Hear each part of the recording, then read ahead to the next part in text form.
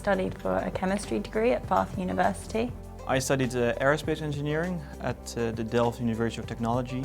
I studied French and Management at Leeds University. I was an undergraduate at Harvard in the US and I studied history. I studied music at conservatory, so I went to Juilliard in New York.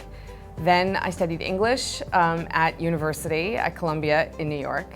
And then I went on and got a law degree at Harvard Law School. I worked for an oil and gas company as a chemist for my third year of university. So I actually decided quite late on that I wanted to go into finance compared to some people who'd been doing spring weeks since their first year. During my bachelor, I quit studying for 1 year. I got a 12-month grant from my university to start a board function of a student fraternity. It got me into finance in terms of accounting and managing money. After my placement year, I realised that being a chemist wasn't for me, so I just researched a load of different jobs online, and after reading about investment banking or equity research, which is the department that I work in, I realised that I was quite well suited to that. I was told this before I joined the company, that Morgan Stanley values diversity more than a lot of the other banks. And now I'm here, I realise it is actually true. One of the reasons it's important for Morgan Stanley to have new analysts who have different backgrounds in terms of education is really for the creativity that can bring to the client advisory process. A group of people who don't all come from the same academic discipline or educational background are likelier to come up with good ideas that have been tested rather than jump to the same conclusion because they're all coming at it from the same assumptions. You know, obviously it can be very nice and efficient if you have a group of 10 people around a table, all with the same background, coming out with exactly the same answer. But if you actually can add to that people with different skill sets or come from from a different perspective, that can lead to much more creative solutions for a client and many more solutions that we can put in front of a client. And I think that helps us serve our clients better. It also contributes to the dynamic working environment that I think we really have here at Morgan Stanley.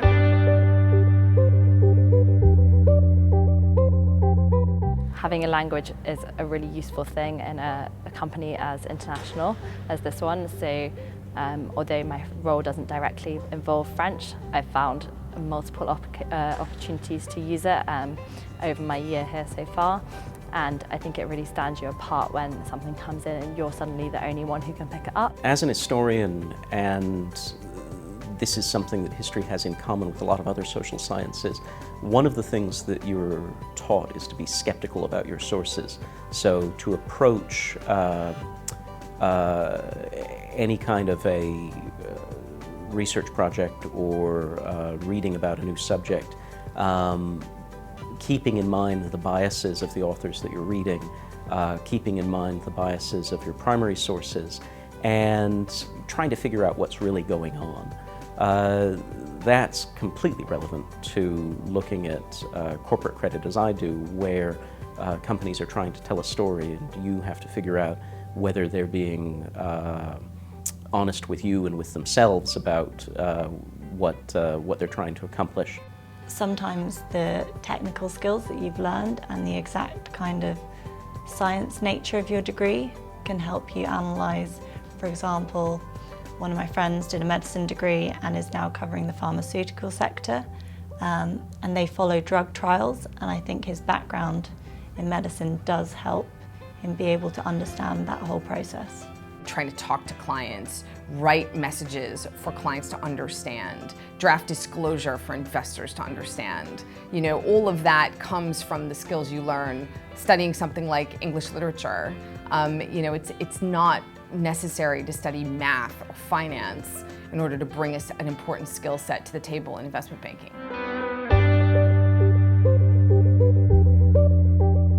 Any place you go to work will train you. And you need to understand, everyone receives the same training, and a lot of people who you might think have the perfect educational background actually don't have a practical background in what they need to do when they come to the workplace. You're not going to be expected to know the technical questions or what affects an option price if you've never studied this and you're only in your second year of university. They're not expecting you to go in on day one and be able to do the job.